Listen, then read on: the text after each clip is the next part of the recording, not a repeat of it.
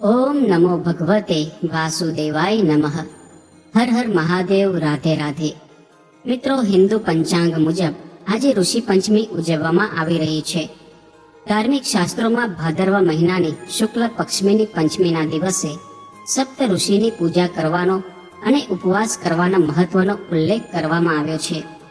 પૂજા દરમિયાન સપ્ત ઋષિ મંડળમાં સામેલ બધા જ 7 ઋષિઓ વશિષ્ઠ ઋષિ, કશ્યપ ઋષિ, અત્રિ ઋષિ, ભારદ્વાજ ઋષિ, વિશ્વામિત્ર ઋષિ, ગૌતમ ઋષિ અને જમદગ્નિ ઋષિની પૂજા કરવામાં આવે છે. આ દિવસે ઋષિ પંચમીની કથા સાંભળવામાં આવે છે. આ વ્રત મહિલાઓ માટે ખૂબ જ સૌભાગ્યશાળી માનવામાં આવે છે. આ વ્રત કરવાથી મહિલાઓ રજસ્વાલા દોષથી મુક્ત થઈ જાય છે. એટલે કે મહાવારી સમયે કોઈનાથી કોઈ પાપ કે ભૂલ થઈ ગઈ હોય તો આ વ્રત કરવાથી તેમને તે પાપમાંથી મુક્તિ મળી જાય છે. એવી માન્યતા છે કે જો ઋષિ પંચમીના દિવસે શ્રદ્ધાપૂર્વક વ્રત કરીને કથા કરવામાં કે સાંભળવામાં આવે તો જીવનના બધા જ દુઃખ દૂર થઈ જાય છે.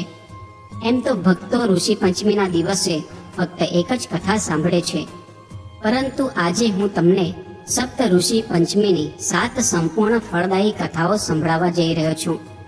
માટે તમને વિનંતી છે કે કથાને પૂરી સાંભળજો, જેથી તમને પણ સંપૂર્ણ શુભ ફળની પ્રાપ્તિ થાય. તો ચાલો 7 સંપૂર્ણ કથાઓનું રસપાન કરીએ. પરંતુ પહેલા તમને બધાને નમ્ર વિનંતી છે કે જો તમે ચેનલમાં નવા છો અને હજુ સુધી તમે અમારી ચેનલને સબસ્ક્રાઇબ નથી કરી તો કૃપા કરીને અત્યારે ચેનલને સબસ્ક્રાઇબ જરૂરથી કરી દેજો અને વિડીયોને લાઈક અને શેર પણ કરી દેજો તથા કોમેન્ટ બોક્સમાં હર હર મહાદેવ જરૂરથી લખી દેજો, જેથી ભગવાન ભોલેનાથની કૃપા આપણા સૌ પર બની રહે. તો ચાલો કથા શરૂ કરીએ. હવે આપણે પહેલી કથાનું રસપાન કરીશું, તેને ધ્યાનથી સાંભળજો. એક સમયની વાત છે. એક નગરમાં એક બ્રાહ્મણ તેની પત્ની સાથે રહેતો હતો. તેની પત્નીએ એક દિવસે ઋષિઓને ભોજન માટે આમંત્રણ આપ્યું, પરંતુ તે દિવસે તે રજસ્વલા થઈ ગઈ અને તેણે વિચાર્યું કે તે હવે શું કરે. તેણે તો ઋષિઓને ભોજન માટેનું આમંત્રણ આપી દીધું હતું, અને જો તેણે તેમને ભોજન ન કરાવ્યું અને તેમનું સન્માન ન કર્યું તો અનર્થ થઈ જશે. આવો વિચાર કરીને તે મૂંઝવણમાં આવી ગઈ અને ત્યારબાદ તે તેની પડોશનની પાસે ગઈ અને તેને પૂછ્યું, બહેન, આજે મેં મારા ઘરે ઋષિઓને ભોજન માટે આમંત્રણ આપ્યું છે અને આજે જ હું રજસ્વલા થઈ ગઈ છું. હવે તમે જ જણાવો કે હું શું કરું. પડોશને કહ્યું, તું એવું કર, 7 વાર નાહી લે અને 7 વાર કપડાં બદલી લે અને પછી ભોજન તૈયાર કરી દે. બ્રાહ્મણની પત્નીએ ઘરે આવીને આવું જ કર્યું અને ત્યારબાદ ઋષિઓ તે બ્રાહ્મણના ઘરે ભોજન કરવા માટે આવ્યા. ભોજન કરતા સમયે તેમણે પોતાની દિવ્ય દ્રષ્ટિથી જોયું તો તેમને ભોજનમાં કીડા ચાલતા દેખાઈ રહ્યા હતા અને તે બધા પોતાની દિવ્ય દ્રષ્ટિથી તેનું કારણ પણ સમજી ગયા. તેમણે નારાજ થઈને બ્રાહ્મણ અને તેની પત્નીને શ્રાપ આપી દીધો. ઋષિઓના શ્રાપને કારણે બીજા જન્મમાં બ્રાહ્મણે એક બળદનો અને તેની પત્નીએ એક પુત્રીનો જન્મ લીધો અને બીજા જન્મમાં તેઓ પોતાના દીકરાને ત્યાં રહેવા લાગ્યા. તેમનો દીકરો ખૂબ જ ધાર્મિક હતો. એક દિવસે એ દીકરાએ તેમના માતા પિતાના શ્રાદ્ધના દિવસે બ્રાહ્મણોને ઘરે ભોજન કરવા માટે બોલાવ્યા. આ જોઈને તે બળદ અને પુત્રી વાતો કરવા લાગ્યા. આજે તો આપણો દીકરો આપણું શ્રાદ્ધ કરી રહ્યો છે, આજે તો ખીર અને પૂરી ખાવા મળશે. પોતાના ઘરે ભોજન માટે તેમણે વિવિધ પ્રકારના વ્યંજનો બનાવ્યા છે. હવે બ્રાહ્મણના દીકરાની પત્નીએ ખીર બનાવવાનું શરૂ કર્યું અને જ્યારે તે કોઈ કામથી બહાર ગઈ ત્યારે રસોડામાં એક સાપ આવ્યો અને તે સાપે ખીરની તપેલીમાં ઝેર નાખી દીધું. પુત્રીના રૂપમાં રહેલી તેની માએ આ બધું જોઈ લીધું અને તેણે વિચાર્યું કે બધા જ બ્રાહ્મણો આ ખીર ખાઈને મરી જશે અને મારા દીકરા અને વહુને બ્રહ્મ હત્યાનું પાપ લાગશે. તેણે તેમના દીકરા અને વહુને આ પાપથી બચાવવા માટે જઈને તે ખીરની તપેલીમાં મોં નાખી દીધું. જ્યારે તે કૂતરી તે તપેલીમાં મોં નાખી રહી હતી ત્યારે તેના દીકરાની પત્નીએ તે કૂતરીને આવું કરતા જોઈ લીધું. તેણે ગુસ્સામાં આવીને ચૂલામાંથી સળગતું લાકડું બહાર કાઢ્યું અને કૂતરીને માર્યું. બિચારી કૂતરી માર ખાઈને આમ તેમ ભાગવા લાગી. એમ તો તેની વહુ ભોજનમાં વધેલું ખાવાનું દરરોજ તે કૂતરીને નાખતી હતી, પરંતુ ગુસ્સાના કારણે તેણે આજનું બધું ખાવાનું બહાર ફેંકી દીધું અને ત્યાર પછી બધા જ વાસણ સાફ કરીને બીજી વાર રસોઈ બનાવી અને બ્રાહ્મણોને બોલાવ્યા. પછી તેમને ભોજન કરાવ્યું. મિત્રો, હવે રાત પડી ગઈ હતી અને રાતના સમયે ભૂખથી વ્યાકુળ થઈને તે કૂતરી તેના પૂર્વજન્મના પતિ જે બળદના રૂપમાં હતા તેમની પાસે જઈને બોલી, સ્વામી, આજે તો હું ભૂખથી મરી રહી છું. એમ તો મારો પુત્ર દરરોજ મને ખાવા માટે કંઈક ને કંઈક આપતો હતો, પરંતુ આજે મને ખાવા માટે કાંઈ પણ મળ્યું નહીં. મેં તો સાપના ઝેરવાળી ખીરની તપેલીમાં એટલા માટે મોં નાખ્યું હતું કે તેમને બ્રહ્મ હત્યાનું પાપ ન લાગે, અને આ કારણેથી જ વહુએ મને ખૂબ જ મારી અને ખાવા માટે પણ કંઈ આપ્યું નહીં. ત્યારે તે બળદે કહ્યું, તારા પાપના કારણે જ તો હું અત્યારે આ યોનિમાં પડ્યો છું અને આજે ભાર વહન કરતા કરતા મારી કમર તૂટી ગઈ છે. આજે હું આખો દિવસ ખેતરમાં હળ ચલાવતો રહ્યો અને આપણા દીકરાએ આજે મને પણ ભોજન નથી આપ્યું અને મને પણ માર્યું છે. આપણને આ પ્રકારનું કષ્ટ આપીને તેણે આ શ્રાદ્ધને નિષ્ફળ કરી દીધું છે. મિત્રો, તેમના માતા પિતાની આ વાતોને તેમના દીકરાએ સાંભળી લીધી અને તે તેમના દુઃખથી ખૂબ જ દુઃખી થયો અને તેણે તે સમયે તે બંનેને પેટ ભરીને ભોજન કરાવ્યું અને પછી તે દુઃખી થઈને વનમાં જતો રહ્યો. વનમાં જઈને તેણે ઋષિઓને પૂછ્યું, હે ઋષિ, મને જણાવો કે મારા માતા પિતા કયા કર્મોને કારણે આ નીચ યોનિમાં જન્મ્યા છે અને તેમને કયા પ્રકારેથી હવે આ યોનિમાંથી છુટકારો મળી શકશે. ત્યારે ઋષિ બોલ્યા, તું તારી પત્ની સાથે મળીને ઋષિ પંચમીનું વ્રત કર અને તેનું ફળ તમારા માતા પિતાને આપો. ઋષિના કહ્યા મુજબ ભાદરવા મહિનાની શુક્લ પક્ષની પંચમીના દિવસે તેમણે પવિત્ર નદીના પાણીથી સ્નાન કરીને નવા રેશમી કપડાં પહેરીને સપ્ત ઋષિઓનું પૂજન કર્યું અને બધું જ પૂજન તેણે પોતાની પત્ની સાથે મળીને વિધિ વિધાન મુજબ કર્યું અને તેનું પુણ્ય પોતાના માતા પિતાને આપી દીધું. તેના ફળ સ્વરૂપે તે બ્રાહ્મણના માતા પિતા પશુઓની યોનિમાંથી છૂટી ગયા. વ્રત પૂરું થતાં જ આકાશમાંથી વિમાન આવ્યું. તે બળદ સુંદર પુરુષ અને તે કૂતરી સુંદર સ્ત્રીના રૂપમાં આવી ગયા અને બંને વિમાનમાં બેસીને સ્વર્ગમાં જતા રહ્યા. હે ઋષિ ભગવાન, જેવા તે બ્રાહ્મણ પતિ પત્નીના દોષ દૂર કર્યા તેવા જ બધાના દોષ દૂર કરજો. જેવી રીતે તેમને મોક્ષ આપ્યો એવી રીતે બધાને મોક્ષ આપજો. મિત્રો, હવે આપણે ઋષિ પંચમીની બીજી કથાનું રસપાન કરીશું, માટે આ કથાને ધ્યાનપૂર્વક સાંભળજો. ઘણા સમય પહેલાની વાત છે. વિદર્ભ દેશમાં એક સદાચારી બ્રાહ્મણ રહેતો હતો. તેની પત્ની ખૂબ જ પતિવ્રતા હતી, જેનું નામ સુશીલા હતું. તે બ્રાહ્મણને એક પુત્ર અને પુત્રી એમ 2 સંતાનો હતા. લગ્નની ઉંમર થતાં તેણે પોતાની દીકરીનું એક સંસ્કારી દીકરા સાથે લગ્ન કરાવી દીધું. પરંતુ દેવી યોગના કારણે તેમની દીકરી થોડા દિવસ બાદ વિધવા થઈ ગઈ. તે દુઃખી બ્રાહ્મણ અને તેની પત્ની પોતાની દીકરી સાથે ગંગા નદીના તટ પર એક ઝૂંપડી બનાવીને રહેવા લાગ્યા. એક દિવસે બ્રાહ્મણની દીકરી સૂઈ રહી હતી ત્યારે તેનું શરીર પીડાઓથી ભરાઈ ગયું. તે દીકરીએ બધી જ વાત તેની માને જણાવી.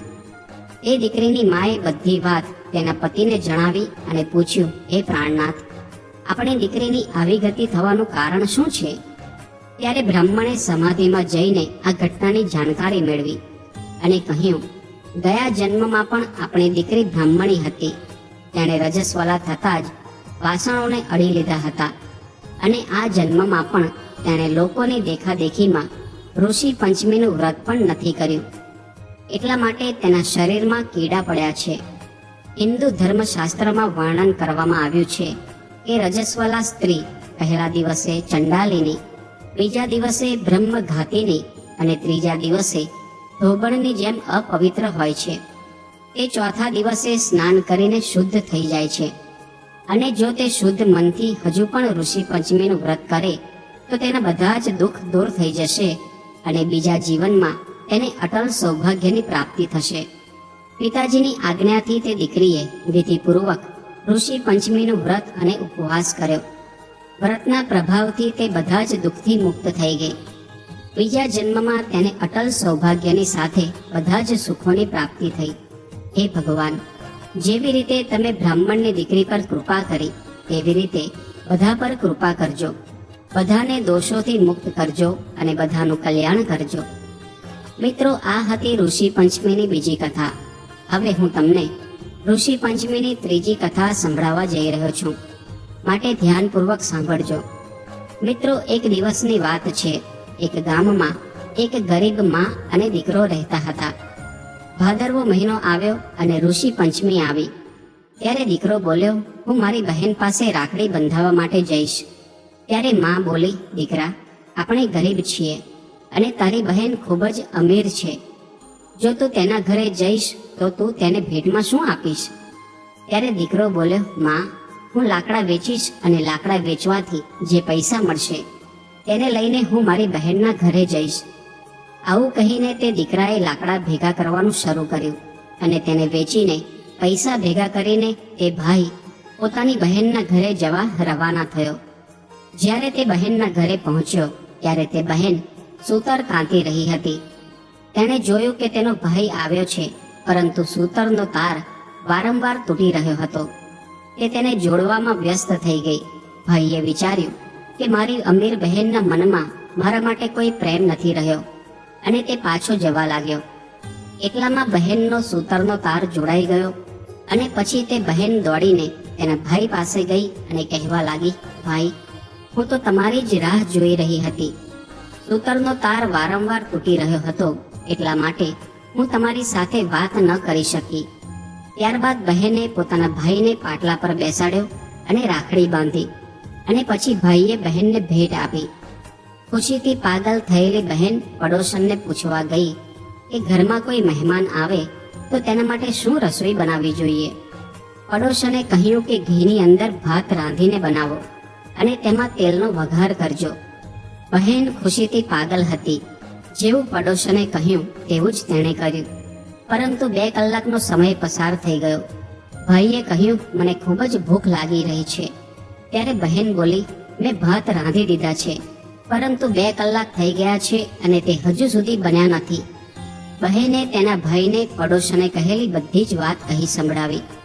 ત્યારે ભાઈ બોલ્યો, બહેન, શું ક્યારે ઘીમાં ભાત બને? તો દૂધ લાવ અને ખીર બનાવ. બહેને ખીર બનાવી. બધાએ ભોજન કર્યું. સવારમાં વહેલા ભાઈને જવાનું હતું. ત્યારે બહેને રાત્રે જ લાડુ બનાવવા માટે ઘઉંને દળ્યા અને લાડુ બનાવીને ભાઈને બાંધી આપ્યા અને વહેલી સવારે ભાઈ પોતાના ઘરે જવા રવાના થઈ ગયો. ત્યારબાદ તેની બહેનના બાળકો ઉઠ્યા અને કહેવા લાગ્યા, અમને પણ લાડુ આપો. જ્યારે બહેને તેના બાળકોને આપવા માટે લાડુને તોડ્યો ત્યારે તેમાંથી સાપના નાના નાના ટુકડા નીકળ્યા. તે તરત જ તેના ભાઈની પાછળ દોડી. ઘણા દૂર ગયા પછી તેને પોતાનો ભાઈ મળ્યો.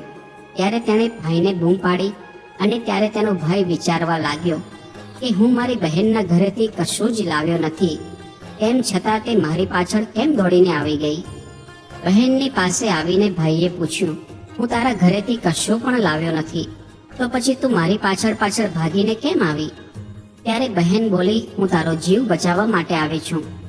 જે લાડુ તને મેં આપ્યા છે તેની અંદર સાપ પીસાઈ ગયો છે, એટલા માટે હું તને જણાવવા આવી છું. ત્યારે ભાઈ બોલ્યો, બહેન, હું એક ઝાડ પર પોટલીને લટકાવીને નીચે આરામ કરી રહ્યો હતો અને કોઈ મારા લાડુ ચોરીને લઈ ગયું. એ જ સમયે તે લાડુ ચોરનાર વ્યક્તિ પાછળ સંતાઈને ઊભો રહીને આ બધી વાતો સાંભળી રહ્યો હતો. તે લાડુ ખાવાની તૈયારીમાં જ હતા અને તે બહેનની વાત સાંભળીને તે થોભી ગયા અને બોલ્યા, તમે અમારો જીવ બચાવ્યો છે. આજથી તું મારી ધર્મની બહેન છું. અને ત્યારે તે ચોર લોકોએ લાડુને જમીનમાં દાટી દીધા અને તે બહેન તેના ભાઈને લઈને પાછી ઘરે આવી ગઈ અને ત્રીજા દિવસે ભાઈએ તેના ઘરેથી વિદાય લીધી. મિત્રો, એટલા માટે ભાઈને રક્ષાબંધનના દિવસે રાત્રે રોકવો જોઈએ નહીં અને જતા સમયે કાંઈ ખાવાનો સામાન પણ ન આપવો જોઈએ. હે ભગવાન, જેવી રીતે તમે તે બહેનના ભાઈની રક્ષા કરી તેવી બધાની કરજો. મિત્રો, આ હતી ઋષિ પંચમીની ત્રીજી કથા. હવે હું તમને ઋષિ પંચમીની ચોથી કથા સંભળાવવા જઈ રહ્યો છું, માટે ધ્યાનપૂર્વક સાંભળજો. એક સમયની વાત છે. એક ઋષિ મુનિ રસ્તામાં જઈ રહ્યા હતા. જે રસ્તેથી ઋષિ મુનિ જઈ રહ્યા હતા ત્યાં રસ્તામાં એક સુવર્ણ મુદ્રાનો સિક્કો પડ્યો હતો. તે સોનાના સિક્કાને જોઈને ઋષિ મુનિ ઊભા રહી ગયા અને તેને ઉઠાવીને પોતાની પાસે રાખી લીધો અને તેમણે વિચાર્યું કે હું આ સિક્કાનું શું કરીશ? હું આ સોનાના સિક્કાને કોઈ ગરીબને આપી દઈશ, જેથી તેનું ભલું થઈ જશે. આ સોનાનો સિક્કો મારા કોઈ કામનો નથી, આને મારે દાનમાં જ આપી દેવો જોઈએ. અને તેને લઈને તે પોતાના ઘરે આવી ગયા. ઋષિને ઘણું શોધ્યા પછી પણ કોઈ એવો ગરીબ ન મળ્યો જે સિક્કો મેળવવા માટે સાચો અધિકાર ધરાવતો હોય. ત્યારે ઋષિમુનિ ખૂબ જ પરેશાન થઈ ગયા અને વિચારવા લાગ્યા કે હું આ કોને આપું. અને પછી એક દિવસે ઋષિમુનિ નાહી ધોઈને પોતાના દ્વાર પર ઊભા હતા. ત્યારે તેમની સામેથી એક સેના જઈ રહી હતી અને તે સેનાનો રાજા પોતાની સેનાને લઈને બીજા રાજા પર હુમલો કરવા જઈ રહ્યો હતો. ત્યારે તે રાજાની નજર ઋષિમુનિ પર પડી. ત્યારે રાજાએ પોતાની સેનાને રોકી દીધી અને બોલ્યો, આપણે ઋષિમુનિના આશીર્વાદ લેવા જોઈએ. આશીર્વાદ લેવાથી આપણે આ યુદ્ધ જીતી જઈશું. ત્યારબાદ રાજા આશીર્વાદ લેવા માટે ઋષિમુનિ પાસે ગયા અને પછી તેમના આશીર્વાદ લીધા. ઋષિમુનિએ વિચાર્યું કે હું આ સોનાનો સિક્કો આ રાજાને જ આપી દઉં. અને જેવો જ ઋષિમુનિએ તે સોનાનો સિક્કો રાજાને આપ્યો, ત્યારે રાજાને ખૂબ જ આશ્ચર્ય થયું કે ઋષિમુનિ મહારાજ મને સિક્કો કેમ આપી રહ્યા છે. ત્યાર પછી પરેશાન થઈને રાજાએ ઋષિમુનિને પૂછ્યું, મહારાજ, તમે મને આ સિક્કો કેમ આપ્યો? હું તો રાજા છું. ત્યારે ઋષિમુનિએ કહ્યું કે તમે બીજા રાજ્ય પર વિજય પ્રાપ્ત કરવા જઈ રહ્યા છો અને તમારી પાસે તો પહેલાથી જ આટલું મોટું રાજ્ય છે, અને તેમ છતાં પણ તમારે બીજા રાજ્યની જરૂર પડી ગઈ છે. એનો મતલબ એ છે કે તમારાથી ગરીબ માણસ મેં બીજો કોઈ જોયો નથી. એટલા માટે આ સોનાનો સિક્કો મેં તમને આપ્યો છે. હવે રાજાને બધી જ વાત સમજમાં આવી ગઈ હતી કે જ્યારે આપણી પાસે બધું જ હોય છે તેમ છતાં પણ આપણે વધુ મેળવવાની ઈચ્છા પોતાના મનમાં રાખીએ છીએ. આવું આપણે ક્યારેય કરવું જોઈએ નહીં. આપણી પાસે જેટલું હોય તેમાં જ આપણે સંતોષ માનવો જોઈએ. હે ઋષિ મહારાજ, જેવી સદબુદ્ધિ તમે રાજાને આપી એવી બધાને આપજો અને બધાનું કલ્યાણ કરજો. મિત્રો, આ હતી ઋષિ પંચમીની ચોથી કથા. હવે હું તમને પાંચમી કથા સંભળાવવા જઈ રહ્યો છું, માટે આ કથાને ધ્યાનપૂર્વક સાંભળજો. મિત્રો, જે પ્રકારે કોઈ પણ વ્રત ત્યાં સુધી પૂરું નથી થતું જ્યાં સુધી તે વ્રતની કથા ન સાંભળવામાં આવે, તે જ રીતે કોઈ પણ વ્રત કથા ત્યાં સુધી સંપૂર્ણ નથી થતી જ્યાં સુધી વિનાયકજીની કથા ન સાંભળવામાં આવે.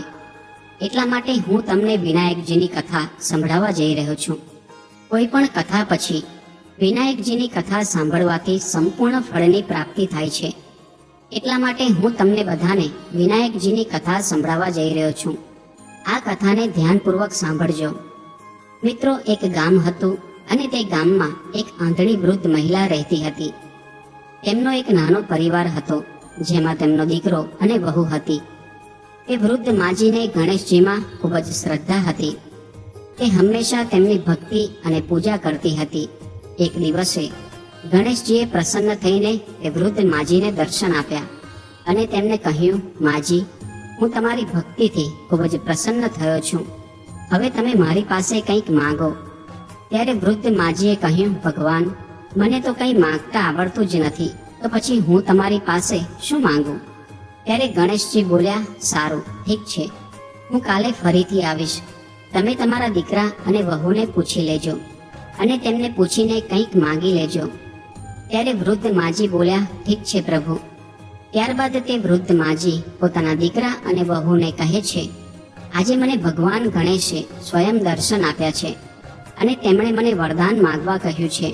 મને તો ખબર નથી પડતી કે શું માંગવું જોઈએ, તો તમે બંને જ કંઈક સમજી વિચારીને મને જણાવો કે મારે શું માંગવું જોઈએ.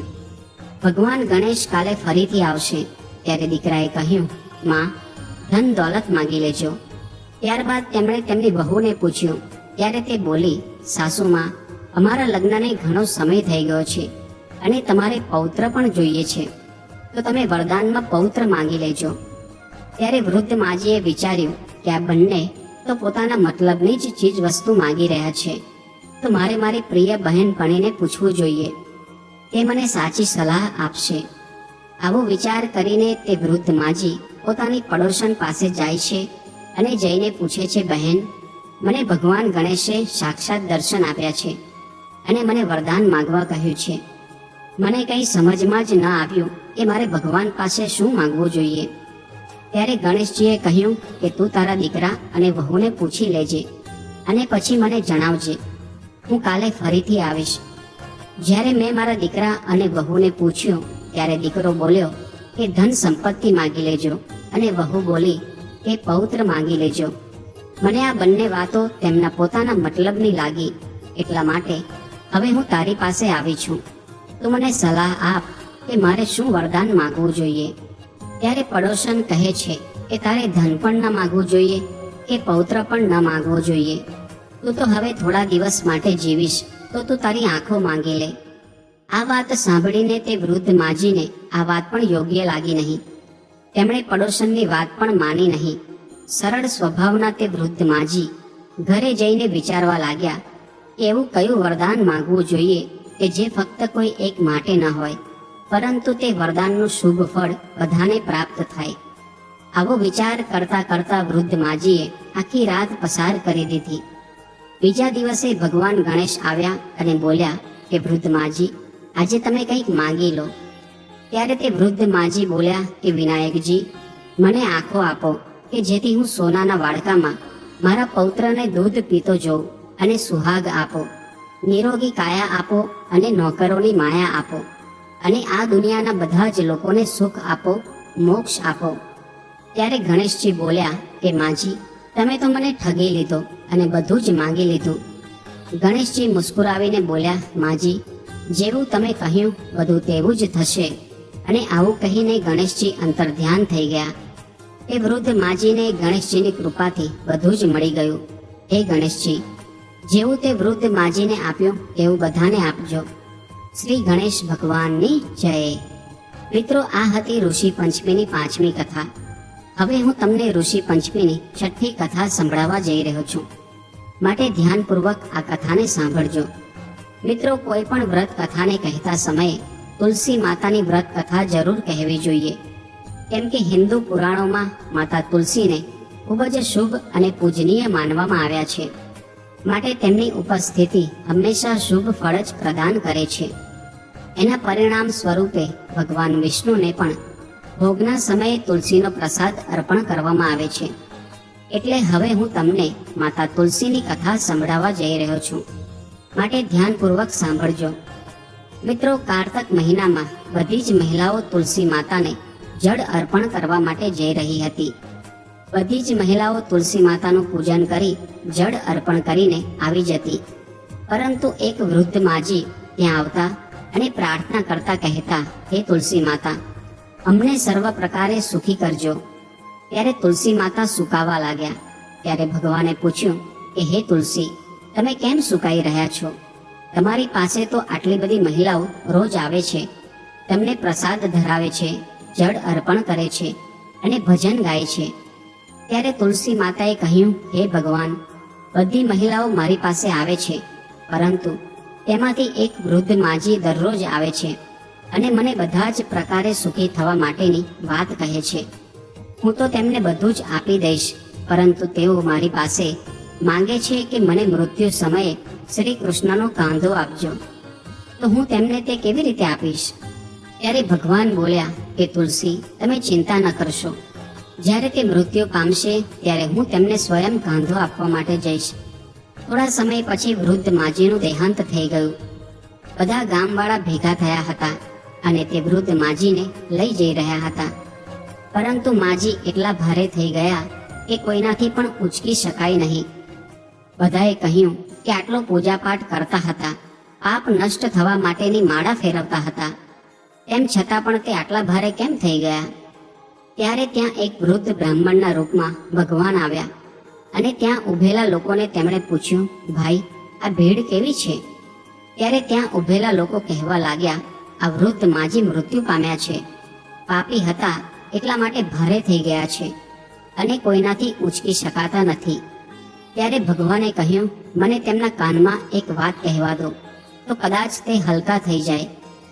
ભગવાને તે વૃદ્ધ માજી પાસે જઈને તે માજી તુલસી માતાને જે પ્રાર્થના કરતા હતા એ કાનમાં કહી અને અંતમાં એવું પણ કહ્યું કે શ્રી કૃષ્ણનો કાંધો પણ તમે ગ્રહણ કરો.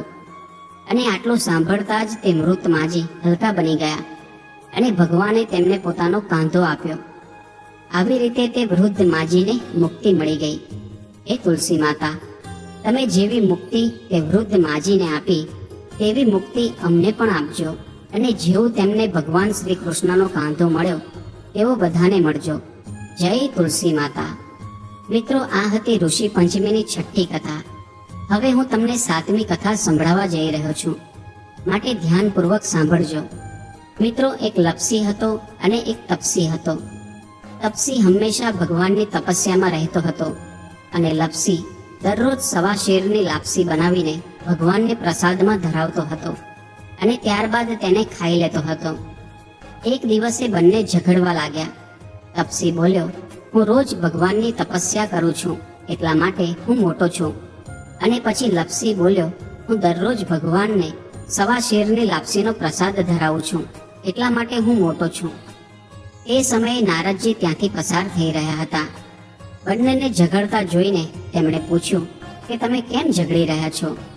ત્યારે તપસીએ પોતાના મોટા હોવાનું કારણ જણાવ્યું, અને લપસીએ પોતાનું કારણ જણાવ્યું. નારદજી બોલ્યા, તમારો આ નિર્ણય હું કરીશ. બીજા દિવસે તપસી અને લપસી બંને નાહીને દરરોજની જેમ ભક્તિ કરવા માટે આવ્યા. ત્યારે નારદજીએ સંતાઈને 1.25 કરોડની એક અંગૂઠી એ બંનેની આગળ મૂકી દીધી. જ્યારે તપસીની નજર તે અંગૂઠી પર પડી ત્યારે તેણે ચૂપચાપ અંગૂઠી ઉઠાવીને પોતાની નીચે દબાવી દીધી. અને જ્યારે લપસીની નજર અંગૂઠી પર પડી તો તેણે તેના પર ધ્યાન આપ્યું નહીં, અને ભગવાનને પ્રસાદ ધરાવીને લાપસી ખાવા માંડ્યો. ત્યારબાદ નારદજી તેમની સામે આવ્યા. ત્યારે બંનેએ પૂછ્યું કે નારદજી, અમારા બંનેમાં કોણ મોટું છે? ત્યારે નારદજીએ તપસીને ઊભા થવા માટે કહ્યું. તે ઊભો થયો ત્યારે તેના નીચે દબાયેલી અંગૂઠી દેખાવા લાગી.